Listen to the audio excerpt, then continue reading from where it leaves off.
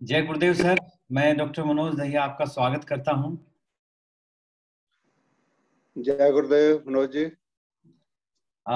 Sir, मैं आपको काफी सालों से जानता हूं। आप समाज के लिए बहुत सक्रिय भूमिका में रहे हैं।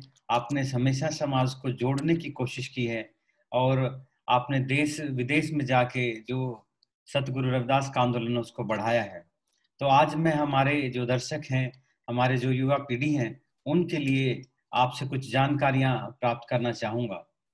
तो सर, पहला मेरा ये सवाल होगा कि आप हाँ जी। अपने जीवन और अपने परिवार के बारे में कुछ बताइए। मेरा जन्म जलंधर पंजाब के पास एक गांव है मिठापुर, वहाँ 27 अगस्त 1950 को हुआ।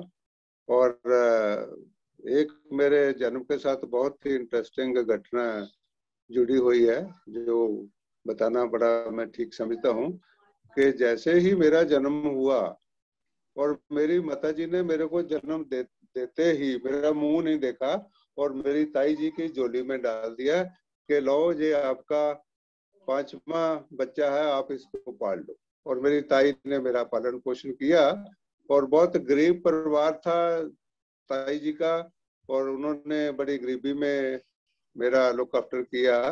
और जब मैं 7 साल का हो गया, उस समय बच्चों को ना पढ़ाने का इतना नहीं होता था, कोई ध्यान नहीं देता था।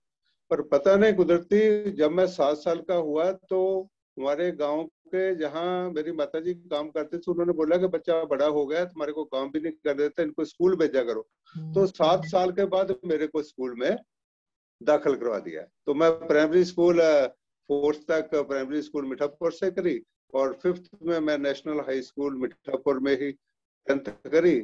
और उसके बाद लायलपुर खालसा कॉलेज अंदर ग्रेजुएशन के लिए गया और 71 में मैं दिल्ली आ गया। मेरे को होम मिनिस्ट्री में नौकरी मिल गई थी। किस विभाग में आपको नौकरी मिली सर? मनोज, ये भी बड़ी अचंभे वाली बात है कि मैंने कभी होम मिनिस्ट्री का नाम भी नहीं सुना था। गांव के स्कूल में पढ़ते पढ़ते एक हमारे स्वर्ण सिंह फॉरेन मिनिस्टर होते थे, वो आया करते थे। मैं कहा पता नहीं क्या मिनिस्ट्री होती है, दिल्ली में बैठते हैं। पर पता नहीं, मेरे को पढ़ाई के बाद जब होम मिनिस्ट्री में नौकरी मिल गई, मैं नॉर्थ ब्लॉक में जाके ज्वाइन किया, तो वाकई एक भूल भुलैया था। वो इतना बड़ा दफ्तर, उसको बड़ा दफ्तर ही बोलते थे। तो बहुत मन में खुशी हुई। हमने तो भाई गांव में लोगों को सबको बता दिया कि बहुत बड़े दफ्तर में मेरे को नौकरी मिल गई है, और मेरा भी बहुत मन खुश था। तो वैसे होम मिनिस्ट्री में मेरे को नौकरी मिली थी। जी जी। और सर, आपके परिवार के बारे में, माता पिता, उनके शुभ नाम, वो बच्चे वो कितने रहे, शादी कैसे रही, उन पे भी थोड़ा प्रकाश डालें। डॉक्टर मनोज जी, हमारे समय में जो बच्चों की शादी हुई थी, बच्चों को पूछते नहीं थे। अच्छा चाइल्ड मैरिज ही हो जाती थी। तो हमारी भी चाइल्ड मैरिज ही हुई है। अच्छा। और मैं मैरिज के बाद ही ग्रेजुएशन भी कंप्लीट करी और नौकरी भी मैरिज के बाद ही लगी है। तो दिल्ली में मेरे इन लॉज रहते थे, तो मेरी वाइफ मिसेज हरभजन माल ने मेरा बहुत साथ दिया। शुरू से ही गरीबी में भी रही और दिल्ली में भी आ गई। अब तो उन्होंने पता नहीं क्या क्या देख लिया है, पूरा इंडिया में घूम लिया है, पूरा वर्ल्ड में घूम लिया है, पता नहीं क्या क्या उसने सपने देखे हैं। और मैं कभी कभी उनको बोल भी देता हूँ कि मैंने आपको कुछ नहीं दिखाया, ये आपने मेरे को दिखा दिया, आपकी किस्मत मेरे को दिल्ली ले आई, नौकरी मिल गई अच्छी, और हमने सब घूम फिर लिया और आपने इतना कुछ मेरे को दिखा दिया। मैं सिर्फ उनको ही क्रेडिट देता रहता हूँ। कह रहे नहीं हो, अभी मेरे एक लड़की है बड़ी और 2 लड़के हैं। बड़ी लड़की इधर दिल्ली में ही शादीशुदा है, उसके बच्चे भी अभी शादी लायक हो गए हैं। उसका लड़का अभी आयरलैंड में रहता है। यहाँ मेरा बड़ा भी लड़का गुलशन आयरलैंड में रहता है, डबलिन में। वो रेवेन्यू डिपार्टमेंट में कस्टम एक्साइज में नौकरी करता है और उसकी वाइफ फार्मासिस्ट है। और हमारा दामाद भी सरकारी नौकरी में है। छोटा लड़का हिमांश रतन है, वो अभी दिल्ली मेरे पास ही रहता है। और मेरी बहू है पूनम, वो भी इधर रहती है। एक पोती है, जो लड़का इधर रहता है, और जो आयरलैंड में है लड़का, उसके भी एक लड़का है मेरा पोता ब्रेंडन जसमल। तो हम साल में 5-6 महीने उसके पास रह आते हैं और बाकी का समय इंडिया में बिता लेते हैं। तो ऐसे सोशल सर्विस में बाकी का समय निकलता रहता है। बाहर फॉरेन में जाते हैं तो वहां भी ऐसे सोशल एक्टिविटीज करते रहते हैं, तो या दिल्ली में भी वैसे लगे रहते हैं। हाँ जी, बहुत बढ़िया सर, आपने मीठापुर से लेके और कहाँ आज अपने बच्चों को विदेश में सेटल कर दिया है। बहुत अच्छी बात है कि आपने एक बहुत जिम्मेदार पिता की भूमिका निभाई है और उसमें आपका साथ आपकी धर्मपत्नी जी ने भी पूरा पूरा दिया है। सर, मेरा जो अगला सवाल है कि आप जो समाज सेवा या मिशन मूवमेंट कहें या सतगुरु रविदास महाराज का जो आंदोलन है उससे कहें, इन सब आंदोलन से आपका कब और कैसे लगाव हुआ, जुड़ाव हुआ? डॉक्टर मनोज जी, मैं बताऊं, ये एक गॉड गिफ्ट होता है। जब मैं गांव में भी था, उस समय भी गांव में हमारा गुरु रविदास जो गुरुद्वारा है वहां का मैं सेक्रेटरी था। छोटे बच्चे ही थे, हमारे को कुछ पता भी नहीं था, पर भी गांव वालों ने इतनी जिम्मेवारी दे दी थी। तो उसके बाद मैं वहां से ही लगन लगी रही। फिर दिल्ली आकर भी गुरु रविदास मंदिर के साथ, गुरुद्वारे के पास सुदर्शन पार्क गुरु रविदास मंदिर है, वहाँ एक सोसाइटी बनी हुई थी और वहाँ उनके साथ जुड़ गए। फिर मैं बुद्ध विहार रोनी के पास वहां शिफ्ट हो गया। वहां से जब शिफ्ट हुआ तो फिर बातचीत हुई। वहां मंगोलपुरी एक साथ में कॉलोनी है, वहां 10-12 बंदे मिल गए।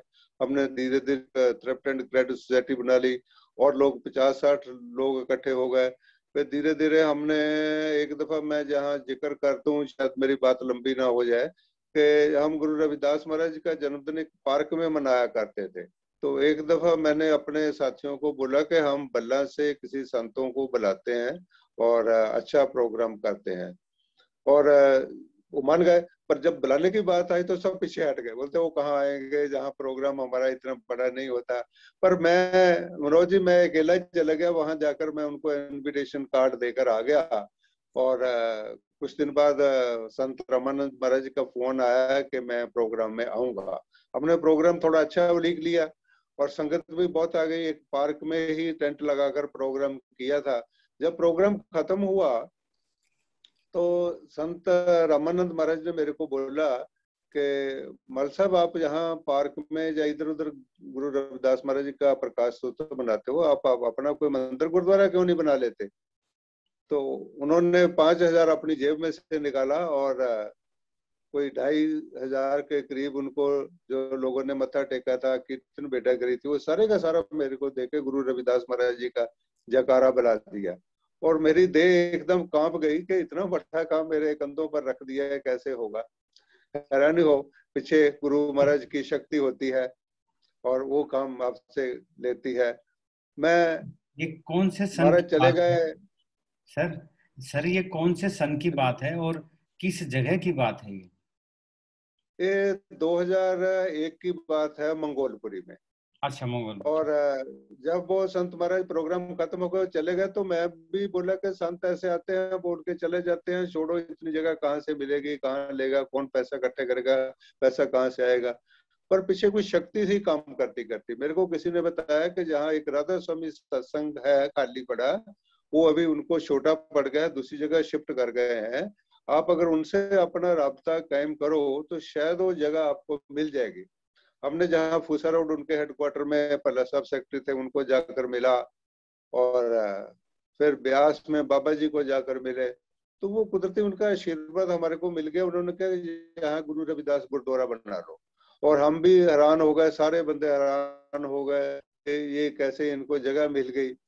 और फिर इनका जो, फिर हम बल्ला में गए कि शायद हमारे पास पैसे बिल्कुल नहीं थे। मैं सरोजी नगर में रहता था तो मैं मंगोलपुरी से लोगों को बुला लेता था कि आप शाम को भी मेरे पास आ जा करो, मैं दफ्तर से 1 घंटा पहले आ जा करूंगा और आपको लोगों से पैसा इकट्ठा करा दूंगा। और हम ऐसे पैसे करते रहे, पर पैसे इतने इकट्ठे कर नहीं पाए। फिर हम बल्ला गए डेरे में, तो संत रामानंद महाराज जी से बात करी तो उन्होंने बोला कि कितने पैसे आपके पास कम हो रहे हैं। मैं कभी तकरीबन 1 लाख रुपया कम हो रहा है। बोलते अब कितने जने हैं, 10-10 हजार पाओ तो 1 लाख बन जाएगा। मैं कहा जी मैं तो 10,000 शायद डाल दूंगा, पर बाकी तो 1 लाख देने के लायक भी आदमी नहीं है। तो उन्होंने बोला कि संत नंजन दास महाराज से सुबह बात करना। सुबह हम जब उनसे बात करी तो उन्होंने बोला कि ठीक है, हम सलाह करते हैं, आप नाश्ता पानी करो। हम नाश्ता करने चले गए, पर जैसे ही हम नाश्ता किया तो महाराज ने हमारे को बुला लिया। तो उन्होंने अंदर जाकर जब मेरे को बुलाया, बोलते भक्ता कितने के कम हो रहे हैं? मैं कहा जी इतने है, इतने कम हो रहे हैं। और अमरनाथ महाराज जी को कहने लगे जितने कम होते हैं उतने ही दे दो इनको। और फिर मैं अच्छा। आधा घंटा उनके पैरों से सिर अपना उठाया नहीं, कि हमारे को तो उम्मीद ही नहीं थी। हमारे तो यही सोचा था कि शायद 4-5 हजार मिल जाएगा, इन्होंने तो पूरा हमारा घर ही पूरा कर दिया। फिर मैंने उनको बोला जी महाराज जी, मैं पैसे खुद लेके नहीं जाऊंगा, आपको अपना बंदा भेजो, हमने वहां देने हैं और जगह लेनी है। फिर उन्होंने एक आदमी भेजा और जगह वो मिल गई। और उसके बाद 24 जून सन 2001 को हमने वहां हर का निशान लगाकर उसका उद्घाटन किया। संत रामानंद जी महाराज जी आए, बहुत संगत आई। अब तो वो मुकाम जो मंदिर का है, श्री रविदास मंदिर के ब्लॉक मंगोलपुरी का, वो तो पता नहीं कहाँ कहाँ तक पहुंच गया, कितने लाखों करोड़ों रुपया वहां लगा दिया। बहुत बड़ा सत्संग हॉल बन गया है, कमरे बन गए। ऊपर गुम्मट बहुत देखने लायक है, जो भी आता है गुम्मट देख के खुश हो जाता है। वहां सिलाई के अंदर है कंप्यूटर सेंटर, ये जो कपड़े बांटते हैं लोगों को, हम जो पुराने कपड़े होते हैं लोगों से मिल जाते हैं, आगे बांटते रहते हैं। तो ऐसे कुछ ना कुछ कम सोशल एक्टिविटीज कुछ ना कुछ करते रहते। और सबसे बड़ा जो समाज को फायदा हुआ है वो मैट्रिमोनियल का हुआ है। हम जहां भी किसी के पास जाते थे वो बोलते भी हमारे बंदे कोई कहीं रहता है, कोई कहीं रहता है, जहाँ रिश्तों की बड़ी दिक्कत होती है। तो हम लोगों से बायोडाटा इकट्ठा करने शुरू करें, वहाँ फाइल एक बना के रख दी, लोग वहां मिला के ले जाते हैं। और सबसे बड़ा फायदा, और बच्चों की ब्याह शादी का जो वहां से हुआ है, वो सबसे बड़ा अच्छा फायदा हुआ है लोगों को। हाँ जी। तो सर जैसे इस तरह के अनुभव रहे तो ये कितना सुखद और आश्चर्यजनक था कि आप डेरा बल्ला गए और कहाँ 5-6 हजार की उम्मीद थी और कहाँ 1 लाख रुपया आपको उन्होंने दे दिया। अ, तो इस हाँ तरह जी। के सुखद अनुभव आपको रहे। और क्या कभी कुछ समस्याएं भी आई किसी, जब हम गुरु रविदास मिशन की बात करते हैं या सतगुरु रविदास आंदोलन की बात करते हैं, तो कहीं कभी समस्या भी आई या कभी नकारात्मक कहीं से सुनने को मिला हो? इस तरह का कुछ कटु अनुभव भी रहा क्या? ऐसा होता रहता है, समाज में सभी तरह के लोग हैं। आपको डिस्करेज डिस्करेज करने वाले भी हैं और इनकरेज अनकरेज करने वाले भी हैं। पर अगर आपके पीछे गुरु महाराज की शक्ति है, गुरु महाराज का हाथ है, तो मेरा ख्याल कोई आपको अडोल नहीं होना चाहिए, बिल्कुल अडोल रहना चाहिए, है डोलना नहीं चाहिए। और जी। उसमें फिर काम अपने आप हो जाता है। कई दफा ऐसे काम हुए, बहुत एग्जाम्पल है, बहुत लंबी बात हो जाएगी। कई दफा हमारे पास पैसा नहीं होता था। एक दफा काम चल रहा था तो मंगोलपुरी से मेरे को उन्होंने सरोजनगर में फोन किया कि हमारे साहब आज तो मजदूरों को पैसे देने के लिए भी नहीं है। तो मैंने बोला ठीक है, मैं शाम को आता हूँ। मैं शाम को दफ्तर से वहां चला गया और हम 5-7 आदमियों के पास गए और वो पैसे इकट्ठे कर लिए। और मैं कह लो अभी आपका काम हो जाएगा। और एक दफा और जात बात आ गई, हम गुम्मट बना रहे थे। तो मैंने बाहर फॉरेन जाना था, तो मैंने उनको बोला कि मेरे आने से पहले पहले भाई ये काम कंप्लीट कर देना। तो उन्होंने बोला कि पैसे तो है नहीं हमारे साहब, कंप्लीट तो होगा नहीं। मैं कहा अगर ये गुम्मट बनाने वाले कारीगर चले गए ना तो मिलते बहुत मुश्किल है। बंगला साहब गुरुद्वारे से हम लाए थे। अच्छा। तो इसलिए चाहे मैं अपनी जेब से दूं, पर ये काम कंप्लीट करना है। अभी मेरे जाने में 2-4 दिन रहते थे तो किसी सज्जन का, डॉक्टर विशंबर दास का रोनी से फोन आया। वो कहने लगे कि मल साहब गुम्मट पूरा हो गया। मैं कहा भी नहीं अभी रहता है, पर हमारे पास अभी पैसे की कमी है, हो जाएगा। बोलता मैं कुछ दान देना चाहता हूँ। तो मेरी तबीयत ठीक नहीं थी, गर्मी का दिन था, जून का महीना था, फिर भी गर्मी में मैं कहा चलो एक घर जाना है, जाकर आ जाते हैं। मैं दूसरे आदमी को साथ में लिया और हम गए। तो उन्होंने 1.5 लाख रुपए का हमारे को चेक दे दिया। क्या बात है, क्या और बात है। फिर वहां साथ में 5-7 घर और थे, तो मेरा दिल थोड़ा बढ़ गया। गर्मी भी थी, पर गर्मी भी लगनी बंद हो गई। मैं कहा चलो हमारा काम ही हो गया। क्या बात है। तो उनके पास गए, सबने 11-11 हजार रुपए के चेक दे दिए, तो 2 लाख रुपया हो गया। मैं अभी फिर बदन साहब को बोला कि लो अभी आपका मेरा ख्याल काम करने के बाद भी पैसे बच जाएंगे। क्या तो बात वाकई जब मैं विदेश से वापस आया तो मेरे आने से पहले वो कंप्लीट हो गया था। तो उन्होंने बोला कि तो ऐसे मतलब कई दफा अड़चने आती हैं, लोग डिस्करेज भी करते हैं, इनकरेज भी करते हैं। आपको हौसला, आपको डोलना नहीं चाहिए, है जी, और अडोल रहना चाहिए और काम आपका होता रहेगा। गुरु महाराज की शक्ति पीछे काम करती है। है। जी जी। हाँ जी। और जिस तरह के समाज जो सक्रियता निभाता है ऐसे पुनीत कार्यों में, तो आपका तो खैर काफी अनुभव है कि किस तरह से लोग अपनी मेहनत की कमाई इन चीजों में लगाते हैं, तब वो एक समाज के लिए संपत्ति बनती है। तो आपको क्या लगता है सर कि जो सतगुरु रविदास के प्रति श्रद्धा है, लोगों में उनके आदर भाव है, क्या उसमें विकास हुआ है? क्या आगे क्या संभावनाएं आप देखते हैं भविष्य में? उसमें डॉक्टर मनोज साहब ऐसे है कि लोगों में बहुत उत्साह है। हम जिसके पास भी गए बहुत प्यार मोहब्बत मिला। लोगों ने फोन कर कर कर भी बुलाया कि आप अच्छा काम करें तो इसके लिए हम पैसे देने के लिए तैयार हो। लोग आपको तो ही प्यार करते हैं जहाँ इसलिए आपको पैसा देते हैं, डोनेशन है। बहुत दानी पुरुष है। अगर आपने आगे काम किया है, जहाँ आपकी ईमानदारी है, जहाँ ईमानदारी ने वहाँ कोई नहीं देता। एक दफा दे देगा, दो दफा दे देगा, फिर कोई नहीं देगा। जहाँ आपको आगे पैसा लगा हुआ दिखाई देता है पब्लिक को अच्छे काम के लिए, तो फिर पब्लिक और पैसा देने के लिए तैयार होती है। और कोई ऐसा बंदे भी होते हैं जो नहीं भी देना चाहते, जहाँ उनका अपनी कोई ईगो होती है, जहाँ कुछ ऐसे बंदे होते हैं कि वो अपना मतबल प्रस्त होते हैं, तो उनको छोड़ दीजिए। सारे समाज में होते हैं, कोई भी समाज ले लो, बड़ा ले लो, छोटा ले लो, सब समाज में होते हैं। पर फिर भी मैं ये सोचता हूँ कि कई बंदे बोलते हैं मैं इतने करोड़ पैसा दे दूंगा, जो मैं इतने लाख दे दूंगा। पर मेरा कई दफा सोचना ये रहता है कि अगर कोई पाई पाई देता है, जिसके पास 10 रुपए देने की हिम्मत है, या 50 रुपए देने की हिम्मत है, या 100 रुपए देने की हिम्मत है, उससे बूंद बूंद से ही सागर गागर पड़ती है। तो उससे में जो आपकी बरकत होती है, जो आपके 10 नोहों की किरत होती है, 10 नोहों की कमाई होती है, वो आप लगाई जाए तो आपको ज्यादा फलती फूलती है और अच्छा लगता है, बजाय कि एक आदमी का। नहीं तो वो हमेशा कहेगा कि मैंने इतना पैसा दे के वो गुरुद्वारा बना दिया, जो मंदिर बना दिया। अगर आपका सबका कलेक्टिवली होता तो उसमें ज्यादा अच्छा रहता। मेरा तो ये सोचना है। हाँ जी। जी, बहुत अच्छा आपका सोचना है सर। और आपने बहुत गहरी और बारीक बात बताई है कि अगर सब थोड़ा थोड़ा करके दें वो ज्यादा महत्वपूर्ण है, बनिस्पत की कोई एक व्यक्ति बहुत सारा दान दे। और जो पाई पाई करके आपने कहा भाई बूंद बूंद से सागर भरता है, ये जो नियम है, ये जो तथ्य है, इस पे अगर चलते हैं लोग तो मुझे लगता है उनको कामयाबी, सफलता और सम्मान मिलेगा। और ऐसा आपने करके बिल्कुल। दिखाया है। हाँ जी, हाँ जी। सर मैं ये भी जानना चाहूंगा कि आपका जब इतना लंबा अनुभव है जीवन का, इतना आपने त्याग किया है, इतना आपने डेडिकेट किया है अपने जीवन को सतगुरु रविदास महाराज के मिशन में, तो क्या आपने कोई कभी पुस्तकें, कुछ लेखनी, कुछ अपने मंदिर के बारे में कोई किताब इस तरह की लिखी है तो उस पर भी प्रकाश डालिए। ये डॉक्टर मनोज साहब, आपने बहुत अच्छा क्वेश्चन पूछ लिया। मैं किताबें अपने पास रखी है। सबसे पहले जो गुरु रविदास महाराज के 40 शब्द थे ना, ये छोटी सी पुस्तक मैंने लिखी। अरे ये पंजाबी में लिखी, फिर बांटी। फिर दिल्ली में हिंदी पढ़ने वाले बच्चे हैं, फिर हिंदी में इसको छुपाया, हिंदी में बांटी।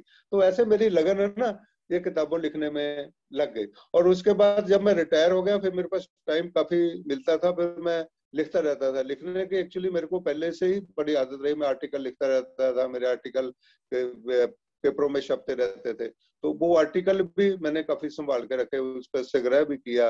और एक मैं कलेक्टिवली भी वो बुक भी छपी, आपको दिखाऊंगा। तो उसके बाद सबसे पहले मैं ये मंदिर तो हमारा जो था मंगोलपुरी में, उसकी पूरी हिस्ट्री लिखकर इस किताब में कि कैसे कैसे हमारे को वो जगह मिली, कैसे हमने उसको डेवलप किया, वो सारी हिंदी में लिखकर इसको बांटी। और लोगों में पता चल गया कि ये कितनी मेहनत करके ये लिया है। उसके बाद फिर मैं बताता हूँ कि हमारे एक ताऊ जी का लड़का है भक्त साधु राम, उसने हमारे गांव में 3-4 गुरुद्वारे थे पर मंदिर नहीं था। उसने एक शिव मंदिर बना दिया। मेरे को उसकी हिस्ट्री पता थी, तो मैं क्या आने वाली पीढ़ी को भी पता होना चाहिए कि ये मंदिर है गांव में कैसे बना। नहीं तो गांव में मंदिर नहीं है।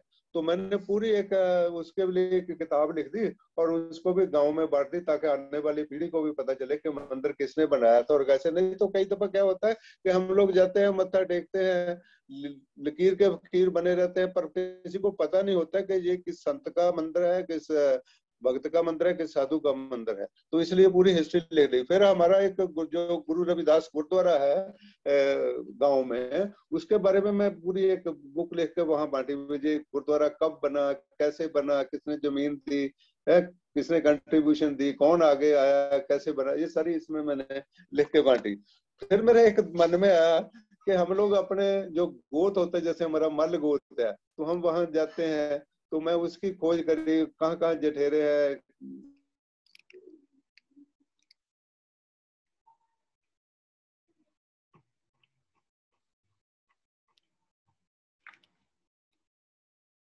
ये एक हमारे संत थे, जब मैं बताया ना कि मेरे मेरे 5-6 भाइयों बहनों की डेथ हुई मेरे से पहले, तो ये संत इन्होंने मेरे माता पिताजी को आशीर्वाद दिया। तो उसके बाद हम अभी 2 भाई और 1 बहन है, तो इनके ऊपर भी मैं पूरी एक किताब लिखकर पंजाबी में ये मैं बांटी। ये वो मेरी फिर कुछ चुनिंदा रचनाएं थी, ये मैं हिंदी में लिखकर बांटी आपको, आपके लिए। और फिर एक इधर है गुरु रविदास जी की बाणी, अमृतमयी बाणी। ये किताब पंजाबी में लिखकर गुरु रविदास जी के 40 शब्द मैं बांटे सारे दुनिया में। अच्छा, इसके बाद मैं जब बांट रहा था तो लोग फिर हिंदी में मांगने लगा, फिर इसको हिंदी में बनाया, हिंदी में बना के ये सारे बांटे। और जितने भी ये सेवा करी, कभी कभी मंदिर से हमारे को कुछ पैसा हम ले लेते थे, पर नहीं तो मैं अपनी जेब से ही पैसा खर्च करके ये सारा करता रहा। और उसके बाद फिर ये देखो गुरु रविदास महाराज जी के 40 शब्द, इनका अर्थों समेत किताब काफी बड़ी लिखी। और इस किताब को बहुत पसंद किया लोगों ने, कि ऐसे हमारे को, हम आरती भी करते रहते हैं पर आरती का पता ही नहीं कि क्या आरती होती है, क्या चीज है। तो इसको इस बुक को फिर लोग हिंदी में मांगने लग गए। और फिर मेरे को हिंदी कम आती है, पर फिर भी मैं बड़ा प्रयास करके किसी से हेल्प लेकर इसको हिंदी में ट्रांसलेट करा कर ये रूहानी वाणी हिंदी में गुरु रविदास महाराज की बांटी सबको। ये जितनी भी किताबें सारी फ्री ऑफ कॉस्ट बांटी है। और फिर मेरे को कुछ बानी गुरु रविदास महाराज की ऐसी मिली जो गुरु ग्रंथ साहब में नहीं है, बाहर है, और उसकी एक ये बुक बनाई, अन्य वाणी, जो मिलती नहीं है उसमें गुरु ग्रंथ साहब। गुरु ग्रंथ साहब में सिर्फ 40 शब्द ही मिलते हैं। और फिर मैंने एक किताब लिखी है, मेरा पिंड मिठापुर, पंजाबी में ही है। ये अपने गांव पे ऊपर किताब लिखी। हालांकि मैं जब 21वें साल में था, 21 साल पूरे नहीं हुए थे, मैं दिल्ली आ गया, पर वो जो मेरे 20 साल का एक्सपीरियंस था ना, वो पूरा इस किताब में मैंने लिख दिया। ये किताब गांव वालों को बहुत पसंद है, उन्होंने फिर मेरे को बुलाकर वहां सम्मानित भी किया कि इसमें ऐसी ऐसी इंफॉर्मेशन आपने लिख दी जो हमारे को पता ही नहीं थी, जहाँ कभी हमने लिखी भी नहीं थी। और ये भी एक छोटा सा, मैं पहले इंग्लिश में लिखने लगा था, विलेज मिठापुर। बाद में मैं कहा इंग्लिश में तो कुछ कम ही लोग जानते हैं, मैं पंजाबी में लिखूं, तो फिर मैं पंजाबी में वो बुक लिखी थी। ये मेरियां चोणियां रचनावां जो मैं संभाल के रखी थी, वो कुछ रचनाएं वो इसमें फिर मैं ये छापी। और उसके बाद मैंने एक दिन आयरलैंड में बैठा था, खाली फ्री टाइम था, तो मैं कहा मेरी जीवन इतना कालना काली है, क्यों ना मैं अपनी ऑटोबायोग्राफी लिख दूं। तो पहले मैं इंग्लिश में लिखनी शुरू करी, फिर मैं कहा इंग्लिश में तो खास लोग ही पढ़ पाएंगे। हो सकता है बीच में मेरे जो गाँव में मैं काम करता रहा हूँ, मजदूरी का काम भी किया, फसलों का काम भी किया, एग्रीकल्चर का भी किया, तो कुछ लोग मजाक भी उड़ाएंगे। फिर मैं इसको पंजाबी में लिखी, ताकि जो आने वाली जनरेशन है उसको इंस्पिरेशन हो सके कि देखो कितनी गरीबी से उठकर कितने मेहनत करके इस बंदे ने कहाँ तक पहुंच गया है। तो ये मैं पंजाबी में पूरी किताब लिखी और इसको अपने सबको बांटी। और ये एक आयरलैंड एंड इंडिया, मैं बाहर जाता रहता हूँ, इसमें मैं आयरलैंड एंड इंडिया इंग्लिश में बुक लिखी है। इसमें आयरलैंड में मैंने देखा है कि वहाँ हमारा काफी आपस में सिमिलरिटी है। इवन वहाँ का जो फ्लैग है हमारा ऐसे है, उनका वर्टिकल है, हमारा वर्टिकल है, उनका हॉरिजॉन्टल है, इतना ही फर्क है। और वहाँ के काफी सिमिलरिटी, एक वहाँ जैसे हमारे इंडिया गेट बना हुआ, वहाँ भी एक गेट बना हुआ है आयरलैंड में, और उसमें एक जगह लिखा हुआ इंडिया। मैं बड़ा हैरान रह गया कि जहाँ इंडिया लिखा हुआ है उसमें इंस्क्राइब किया हुआ है, हाथ से नहीं लिखा हुआ। मैं उसके लिए बड़ी खोज करी और फिर मैं ये किताब में पूरे लिख दिया कि आयरलैंड और इंडिया में क्या फर्क है। और इसमें मैं एक और मनोज जी बताना चाहता हूँ कि ये जो मेरी किताब जो गुरु रविदास महाराज की बानी की थी, ये एक नेपाल से आदमी आया था, वो कह रहा है कि मेरे को किताब चाहिए, मैं थोड़ी हिंदी पढ़ लेता हूँ। वो मेरी किताब ले गया। जब उसने पढ़ी ना, बोलता मौलवी साहब मेरे को किताब बहुत अच्छी लगी है, मैं इसको नेपाली भाषा में ट्रांसलेट कर दूं। मैं कहा भी कर दे, आपको मैं पैसे भी दे दूंगा। और उसने इसको नेपाली भाषा में ट्रांसलेट करके छुपा दिया और हमने उनकी मदद भी कर दी। और एक किताब यह है कि मेरी जो फोटो है ना, वो जैसे बचपन से लेकर बड़े जैसे बंदा होता जाता था, फोटो उसकी बदली होती जाती है। तो ये मेरी शुरू में कोई ब्लैक एंड व्हाइट, कुछ रंगीन कलर्ड फोटो थी, सारी मैं इसमें किताब में एक इसको इकट्ठा करके मैं बनाई है कि मैं बचपन में कैसा था, अब मैं कैसा हो गया हूँ। ये मेरा अपने रेफरेंस की, किसी को बांटा नहीं है। ये मेरी वाइफ ने कुछ किताबें शब्द लिखे हुए थे, उसको मैं संग्रह किया, इकट्ठा किया, शोध किया, और उसके लिए फिर रूहानी शब्दां दा संग्रह एक किताब में छुपाई। ऐसे कुछ ना कुछ करने लगा रहता हूँ, और भी छोटे मोटे कुछ ना कुछ आर्टिकल लिखता रहता हूँ। तो अपने आप को मैं बिजी रखता हूँ। अभी भी लॉकडाउन है, मैं कुछ ना कुछ लिखता रहता हूँ। हाँ जी। सर, ये बहुत ही अच्छी बात है कि आपने अपने जीवन को कलमबद्ध किया है, डॉक्यूमेंटेड किया है। इससे आने वाली पीढ़ियों को आपके बारे में जानने का मौका मिलेगा।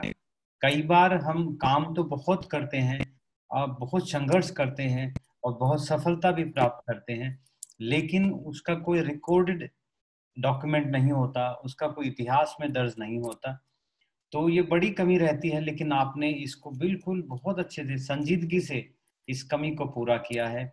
आपने अपनी ऑटोबायोग्राफी लिखी है, आपने सतगुरु रविदास के शब्दों को लिखा है, उनका नेपाली में ट्रांसलेशन करवाया है, अपने गांव की हिस्ट्री लिखी है, गांव के मंदिर और गुरुद्वारों की हिस्ट्री लिखी है, आप अपने बीबी के जो शब्द हैं उनको लिखा है। मुझे लगता है इतना लेखन कार्य करना ये बहुत बहुत मेहनत का कार्य है। इसके लिए बहुत समय और डेडिकेशन चाहिए। तो आपने बड़ी शिद्दत से कार्य किया है। आने वाली पीढ़ियां इससे कम से कम आपके संघर्ष और सफलता को जान पाएंगी। मुझे लगता है कि इस तरह की प्रवृत्ति, इस तरह का नजरिया प्रत्येक व्यक्ति का होना चाहिए कि वो अपने बारे में ज्यादा से ज्यादा लिखे। मुझे लगता है लोगों को आपसे ये सीखना चाहिए। सर, बहुत अच्छा एक लगा गुरु है जी, जान मैं के। एक थोड़ा सा और जहाँ एक थोड़ा सा मैं और जहाँ ऐड करना चाहता हूँ जी कि जी अभी मैं लॉकडाउन पीरियड में बैठा था। तो मैं जब इंग्लैंड जहाँ बाहर जाता हूँ, कनाडा अमेरिका गए, तो वहाँ के जो बच्चे हैं ना, वो पंजाबी नहीं पढ़ पाते। तो कभी हम बात करते हैं गुरु रविदास महाराज की वाणी की, जो और बोलते हैं हमारे को तो पंजाबी आती नहीं, पर समझते हैं। मेरा पोता भी जो है, वो उसके मैं पंजाबी में बात करता हूँ तो वो पंजाबी पूरी समझता है, पर फिर वो जब मेरे को रिप्लाई देता है तो इंग्लिश में ट्विस्ट हो जाता है। तो मेरे मन में आया कि क्यों ना गुरु रविदास महाराज जी की जो 40 शब्द है, जो वाणी है, इसको इंग्लिश, रोमन इंग्लिश में ट्रांसलेट करके विद मीनिंग ये क्यों ना छुपा देती जाए। तो फिर मैंने अभी प्रयास किया है, अभी छपी नहीं है, अंडर प्रोसेस है। तो ये देखो 40 stanzas Guru Ravidas versus Roman English with English translation, ये मैं अभी कर रहा हूँ, अभी क्या ये बात है, अंडर क्या बात। प्रोसेस है। तो ये यहाँ अगर इंडिया में काम नहीं आएगी तो मैं जब बाहर में जाता हूँ इंग्लैंड अमेरिका में, तो वहाँ लोगों को दे देंगे। तो एक ये भी मेरा प्रयास हो रहा है। तो बच्चे इसको रोमन इंग्लिश में लिखी है, उसको पढ़ लेंगे, उसके मीनिंग इंग्लिश में लिखे हैं। तो ये काफी एक मैं मेहनत करी है, अभी जल्दी ही ये भी बुक मिल जाएगी। क्या बात है सर, हाँ क्या बात है। आपने सच में इतना लेखन किया है और कर रहे हैं अभी भी, ये सच में बहुत काबिल तारीफ है। और मुझे खुशी है कि अ, आज आपका हम ये सारी बातें, सारे किताबों के नाम, उनकी घटनाएं, वो सब रिकॉर्ड हो रही हैं। ये मुझे भी खुशी है कि हम आपसे जो बहुत कुछ सीख रहे हैं और आपके इन इन बातों को एक रिकॉर्ड हम कर रहे हैं। सर, आप जैसे देश दुनिया में घूमे हैं, समाज में बहुत ज्यादा परिवर्तन आपने भी देखा है। बचपन से लेके आज तक आपने एक जीवन की जो यात्रा की, तो आपने बहुत उतार चढ़ाव भी देखे। अब जो है एक रविदासिया धर्म का एक मूवमेंट चला है, एक आंदोलन चला है, जिसकी जनगणना भी 2011 में हुई, जो कि कौम के अमर शहीद जिनको कहा जाता है, संत रामानंद महाराज, जिनके बारे में आपने बताया था कि उन्होंने पार्क में आके सतगुरु रविदास महाराज का जो है जन्मोत्सव मनाया, उसमें कोई हेजिटेशन नहीं की और फिर एक दिशा दी कि आप लोग कुछ अपनी जगह क्यों नहीं खरीदते, और कैसे धीरे धीरे आज मंगोलपुरी के ब्लॉक में एक बहुत शानदार इमारत बन गई है। तो जो 25 मई 2009 को वो इस पृथ्वी से चले गए, और अगले ही साल 30 जनवरी 2010 को रविदासीय धर्म की घोषणा हो जाती है। 2011 में जनगणना यानी कि सेंसस हो जाती है, और ये इस तरह का एक पूरा मूवमेंट चल पड़ा है। अभी 2021 में भी इंग्लैंड में, यूरोप में बहुत लोग लगे हुए हैं कि किस तरह से ज्यादा लोग सेंसस के अंदर, जनगणना के अंदर रविदासिया लिखवाएं। तो आप रविदासिया धर्म के बारे में क्या सोचते हैं, क्या उसका भविष्य देखते हैं? जी सर। डॉक्टर मनोज साहब, ऐसे है कि मैं जब सर्विस में भी था, मेरे को पूरा इंडिया में जाने का मौका मिलता रहा, वक्त स्टेटों में, और जहां भी मैं गया, मैं वहां, मेरे को कोई लालच नहीं होता था, कुछ शराब मीट खाने का कुछ ऐसा नहीं होता था। सिर्फ मेरे को वहां अपने समाज को टटोलने का ही एक मेरे मन में रहता था कि हमारा समाज कैसे है, कहाँ है, कौन सी स्थिति में, या गुरु रविदास महाराज का मंदिर कहाँ है, गुरुद्वारा कहाँ है। मैं वहाँ गुरु रविदास महाराज की खोज में जरूर लगता था, जहाँ हमारा जो समाज होता था उसकी मदद करने की कोशिश करता था। जब सर्विस में भी कोई है या बाहर भी है, वहां जाके उनको देखना कि वहाँ उनकी स्थिति कैसे है, उनकी कॉलोनियां कैसे हैं, कहाँ हमारे लोग रहते हैं, वहाँ कोई रविदास मंदिर है या नहीं है। तो ऐसा मैंने रविदास महाराज के बारे में ना शुरू से ही लगन लगी रही। अभी जो जनगणना की बात है वो भी हमने पिछले काफी मुहिम चली थी, लोगों ने बोला कि लेटर लिखो, हमने भी राष्ट्रपति को लिखा लेटर, प्राइम मिनिस्टर को लेटर लिखा, होम मिनिस्टर को लेटर लिखा, सबको लेटर लिखे, जो हमारे से प्रयास होता है लिखा। पर अभी तक इंडिया में रविदासिया धर्म का कॉलम नहीं बन पाया। पिछली दफा भी जो 2011 में भी जनगणना हुई तो उसमें भी नहीं था। और कई दफा जो जनगणना करने आते हैं वो अपने आप भी लिख लेते हैं, पर उनको बताना पड़ता। मैं तो कई दफा अपने समाज को बोलता हूँ कि हम SC/ST में जिसमें भी आते हैं उसको बताओ कि मैं SC में हूँ, मैं ST में हूँ। कई दफा वो पूछते नहीं है, या आपका घर बार, आपका रहन सहन देख के वो अपने आप ही फॉर्म भर लेते हैं कि ये SC नहीं होगा। उनको बताना होगा कि मैं SC में हूँ, नहीं तो क्या कि हमारी जो जनगणना में तादाद है, जो गिनती हो, तो कम हो जाएगी। हम क्लेम करते रहेंगे पर वहां हम क्लेम कर नहीं पाएंगे। तो ऐसे मतलब कि उसमें हमने काफी लेटर लिखे हैं बाहर। जो इंग्लैंड में तो रविदासिया धर्म रजिस्टर्ड भी हो गया है, मेरी भी बातचीत वहां होती रहती है। वो लोग जितना प्रयास उन्होंने किया है, शायद जहां इंडिया में हमने उतना प्रयास नहीं किया। ये ज्यादातर रविदासिया धर्म का जो प्रचार है ये दुआबा पंजाब से भी शुरू हुआ है। और मैं तो बोलता हूँ कि वहां के लोगों को और आगे आकर इस धर्म को आगे करना चाहिए। और दिल्ली में भी हमारे को जितने भी हम लोग हैं रविदासिया है, उनको आगे आगे इसको अपने धर्म को आगे करना चाहिए। क्योंकि देखो हम दूसरे धर्म में कितना भी कर लें, पर हमारे उधर हमारी जो पोजीशन है वो सेकंड थर्ड ही रहती है। अपने धर्म में आएंगे तो हम सिर ऊंचा उठा के बात कर सकते हैं। इसलिए भी हम तो रविदासिया धर्म को सपोर्ट करते हैं। जहां भी जाते हैं, कहीं बाहर स्टेट में भी जाते हैं, फॉरेन में भी जाते हैं, बात करते हैं, तो रविदासिया धर्म को आगे बढ़ाने के लिए ही बात करते हैं, और होना चाहिए। हाँ जी। जी सर, आपने बहुत अच्छा इसका बताया कि किस तरह से जनगणना के जब लोग आते हैं तो हमें सतर्क रहना है, और एक दोआबा के रीजन के लोगों को सच में बढ़ चढ़ के भाग लेना चाहिए, और ये जो धर्म है इसको और बुलंदियों पर और ऊंचाइयों पर पहुंचाना चाहिए। सर, ये मेरा भी सौभाग्य रहा कि आपका जो प्यार है, आशीर्वाद है, मुझे मिलता रहा है। और चूंकि आज रिकॉर्ड हो रहा है तो जीवन भर के लिए ये मेरे लिए भी रिकॉर्डिंग रहेगी। आपने भी मुझे सम्मानित भी किया, सबसे पहले सम्मानित किया जब मैं शोध कर रहा था। आप मुझे पंजाब में लेके गए, आपने मुझे लोगों से मिलवाया, आपने मुझे संतों से मिलवाया।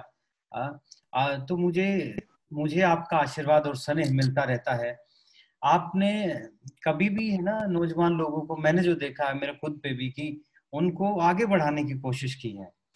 तो आज उसी दृष्टिकोण से मैं चाहता हूं कि आज पूरी जो भविष्य में दुनिया आपको देखेगी, जो नौजवान देखेंगे, उनके लिए भी आप क्या जीवन का संदेश देना चाहेंगे, क्या उनको शिक्षा देना चाहेंगे, वो भी एक आप उनके लिए एक मैसेज आज दीजिए। मेरा मनोज ये कहना है कि हमारे को बिल्कुल एकदम संगठित रहना चाहिए। और दूसरा मैं ये कहूंगा कि कई दफा हम लोग ना अपने आप को अलग आइडेंटिटी रखते हैं, ठीक है रखो, पर दूसरों का भी सहयोग लो। मैं बताता हूँ कि जब दूसरे लोग हमारे से इतना कोऑपरेशन करते हैं या हमारे से भी फायदा ले लेते हैं, तो हमारे को भी चाहिए उनसे फायदा लेने के लिए। अभी मान लो गुरु रविदास महाराज का जन्मदिन भी मनाना है, तो हम कई दफा ये अपना दायरा बड़ा लिमिटेड कर लेते हैं कि हम अपने लोगों को ही बुलाना है, दूसरों को नहीं बुलाना। मैं तो बोलो दूसरों को भी बुलाओ। मैं मंगोलपुरी में दूसरे लोगों से भी जब मिलता हूँ, वो कंट्रीब्यूशन भी देते हैं और आते भी हमारे प्रोग्राम में। ठीक है, कोई पुरानी बातें होगी उनको भूल जाओ, पर अब उनका सहयोग मिलता है तो उनका सहयोग लेना चाहिए। इवन मैं गांव में जाता हूँ, तो गांव में भी जाकर मैं देखता हूँ कि हमारे कोई 50-60 साल पहले जो लोगों में फर्क होता था, पता नहीं हमारी कोई गलती होती होगी या क्या, भगवान जाने, पर अब उनका इतना सहयोग मिलता है, वो पैसा भी देते हैं, हमारी रिस्पेक्ट भी करते हैं। मैं अपनी बात करता हूँ, मैं जब गांव में जाता हूँ, हमारी जितनी भी दूसरी अपर कास्ट वाले भी या दूसरे भी है, वो तो मेरी बड़ी रिस्पेक्ट करते हैं और हम भी उनकी रिस्पेक्ट करते हैं।